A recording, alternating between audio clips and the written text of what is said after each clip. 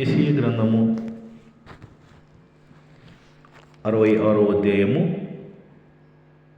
13వ వచనం చదువుకుందాం. ఒకని తల్లి వాణ్ణి ఆదరించినట్లు నేను మిమ్మను ఆదరించదనంటున్నారు సైన్యములకు అధిపతైన యెహోవా. చూడండి, మన తల్లిదండ్రులు ఒకవేళ మనం మర్చిపోవచ్చు. ఒక తల్లిదండ్రులు మనం ఒకరు ఆడించలేకపోవచ్చు, పాడించలేకపోవచ్చు. మన తల్లిదండ్రులు మనం లాలించకపోవచ్చు. కానీ ఇక్కడ యెషయా రాసిన పరిశుద్ధమైన ప్రవచనము, ఒకని తల్లి వారిని ఆదరించినట్లు నేను మిమ్మల్ని ఆదరించుదును,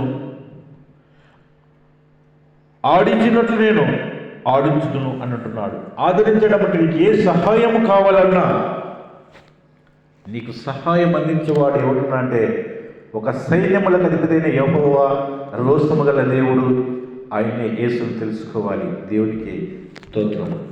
కాబట్టి ఒకరి తల్లి వారిని ఆదరించినట్లు నేను మిమ్మల్ని ఆదరిస్తానంటున్నాడు. తల్లి ఎలా ఆదరిస్తుందంటే, ఒక కుమారుని కుమార్తెలైనా సరే పుట్టినది మొదలుకొని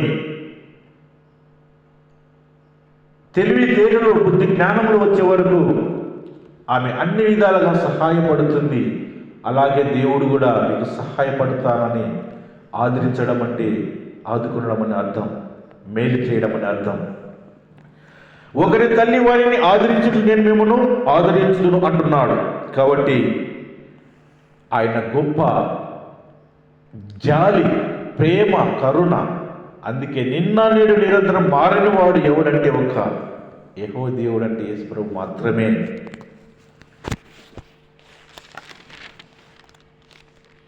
యెషయా గ్రంథము 59వ అధ్యాయం,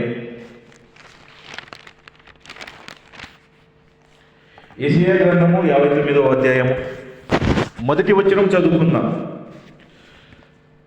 రక్షింపక నేరక ఇడునట్లు యెహోవా హస్తము కురుచ కాలేదు, విననేరక ఇడునట్లు ఆయన చెవులు మందము కాలేదు. మీ దోషమును మీకును మీ దేవునికి అడ్డముగా వచ్చి ఉన్నాయి. మీ పాపములు ఆయన ముఖమును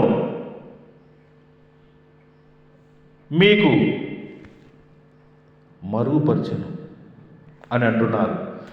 గమనించినట్లయితే యెహోవా దేవుడు యెషయా ప్రవక్త ద్వారా మాట్లాడుతున్నాడు. రక్షింపనేరక ఉన్నట్లు యెహోవా హస్తములు కురుచ కాలేదంటున్నాడు. నీవు ఆపదలో ఉన్నా, నీ ప్రాణపాయ స్థితిలో ఉన్నా, నువ్వు అప్పుల బాధలో ఉన్నా, నీ కుటుంబ సమస్యలతో ఉన్నా, శత్రువుల ద్వారా బాధలతో ఉన్నా, ఎన్ని రకాల ఇబ్బందుల్లో ఉన్నా కూడా రక్షించేవాడు ఒక్కడున్నాడని మాత్రం జ్ఞాపకం చేసుకోండి. ఆయన ఎవరంటే యెహోవా మాత్రమే. అందుకే రక్షింపనేరట్లు యెహోవా హస్తములు కురుచ కాలేదంటున్నాడు. నేను రక్షించలేకపోతున్నాడంటే దేనికి కారణం అంటే, మీ పాపములు, మీ దోషములు మీ దేవునికి అడ్డుగా వచ్చినట్టున్నాడు. మీ దోషములు, పాపములు దేవునికి అడ్డంగా వస్తే అప్పుడు ఆయన రక్షింపనేరలేడు. ఎందుకంటే నన్ను గణపరచువారిని నేను గణపరుస్తున్న సమయల గ్రంథంలో యెహోవా దేవుడు సమయలుగా చెప్తున్నారు. కాబట్టి రక్షింపనేరకున్నట్లు యెహోవా హస్తము కురచగలలేదు. ఆపదలను కాపాడడానికి ఆయన చేతులు చిన్నవి కాదు. ఆయన చేతులు చాచితే ఈ ప్రపంచ దేశాలను దాటిపోతాయి. అంత పెద్ద చేతులు యెహోవా దేవుడు యేసు ప్రభు చేతులు. కాబట్టి కొందరు రక్షించలేకపోతున్నాడు. మాకు సమస్యలతో ఉన్నాం, మా బాధలతో ఉన్నాం, మేము అప్పులతోనే ఉన్నాం, సోదరులతో ఉన్నాం, శత్రువుల ద్వారా బాధలు పడుతున్నామంటే ఆయన కాపాడలేడా? కాపాడి తీరుతాడు. కాబట్టి ఆయన ఎందుకు భయభక్తులు కలిగి ఉంటే మాత్రమే మనల్ని కాపాడుతాడు. దేవునికి స్తోత్రం.